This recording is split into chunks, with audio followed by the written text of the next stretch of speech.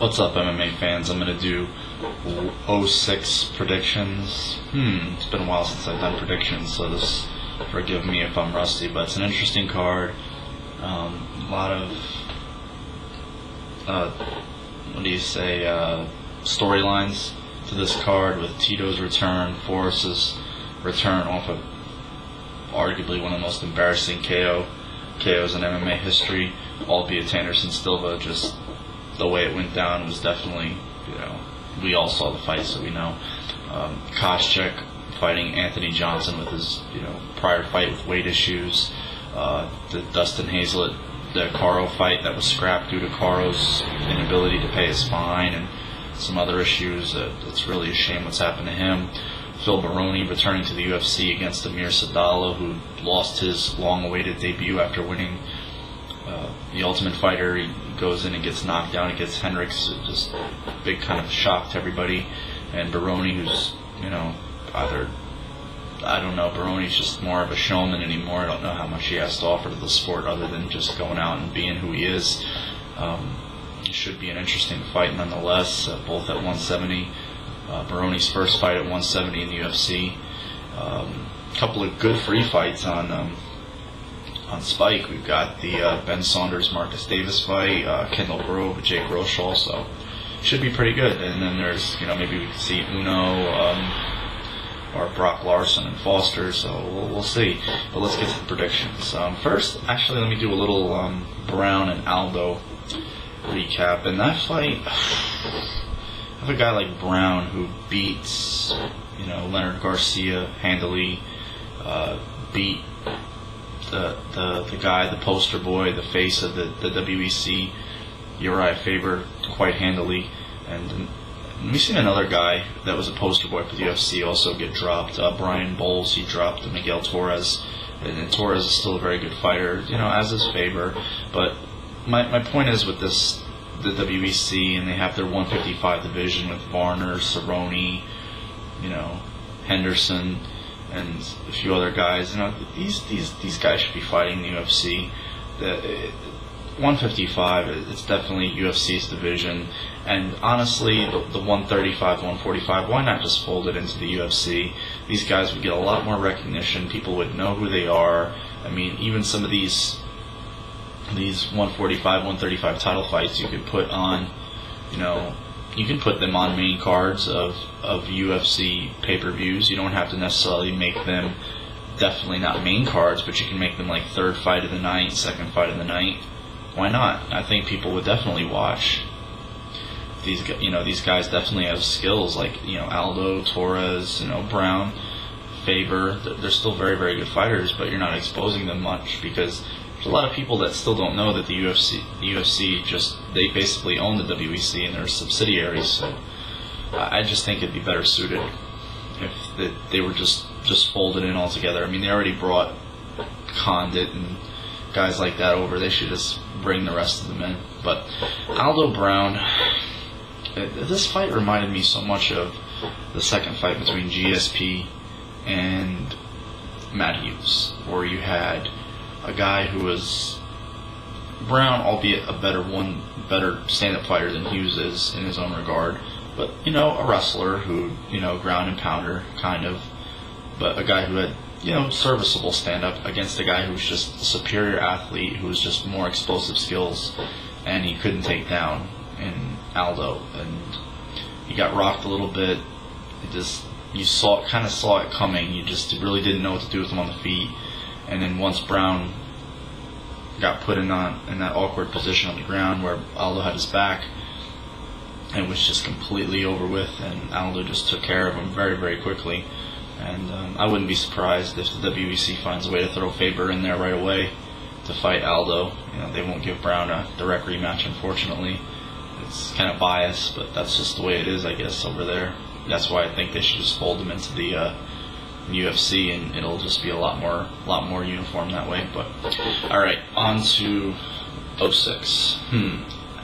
Looks like Sadallah and Baroni will be the first fight we get to see. And intriguing fight, both guys coming off losses. Baroni a lot more losses than Sadallah. Like I said, Baroni He's just is just merely a showman. I think a guy who goes out and puts on a show. He wants to bang. He wants to try to knock somebody out with one punch. But in terms of an overall MMA game or skill set, he doesn't really have much to offer. I think Sandala is a more well-rounded fighter.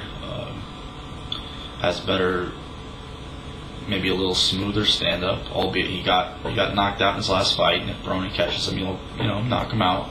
But I think Sandala is more well-rounded, much better on the ground. Definitely maybe smoother stand-up. I picked Sandala to win this fight, probably in the second round. Maybe catches Baroni in something and taps him out. Now on to the next fight, Antonio Rogerio Nogueira, so his twin brother, his 205 twin brother, against Luis Kane. This is a very good fight.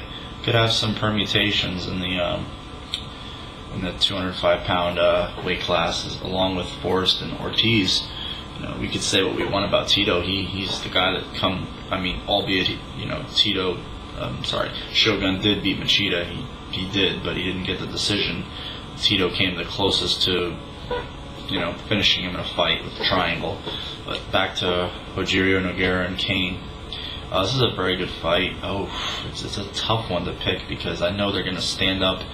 They're going to stand up and bang with each other. They'll make clinch against Spence a little bit, exchange some knees. But they're definitely going to, stand up and bang.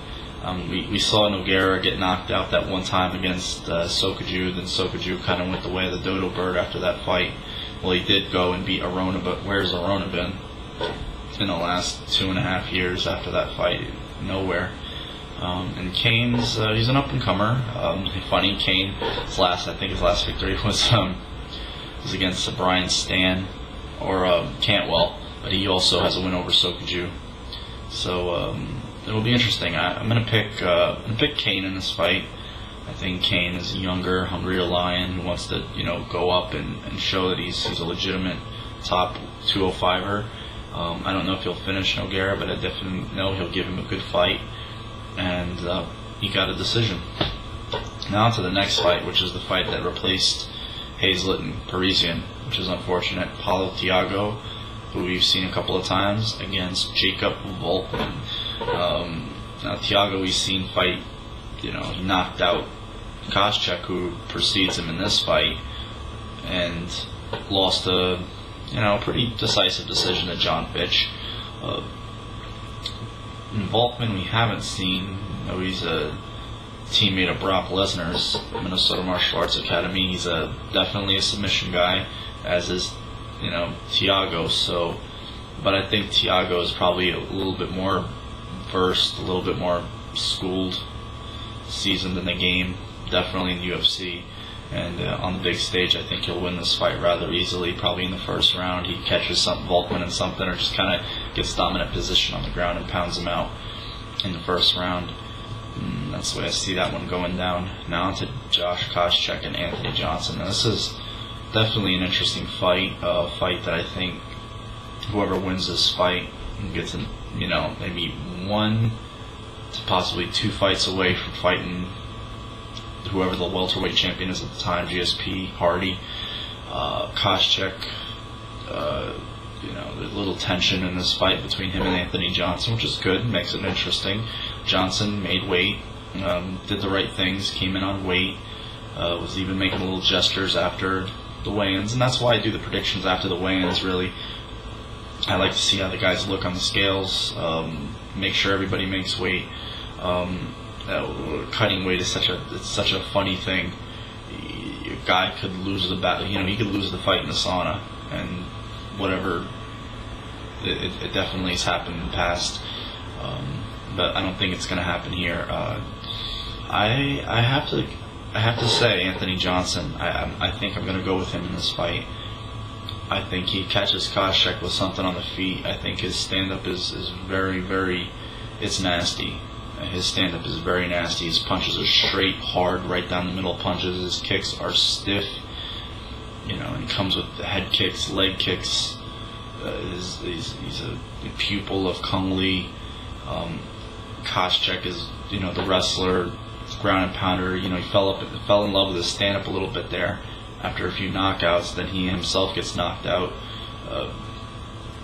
go back to his roots a little bit, but I think Johnson is definitely the more talented stand-up fighter and just the more rangy, longer guy.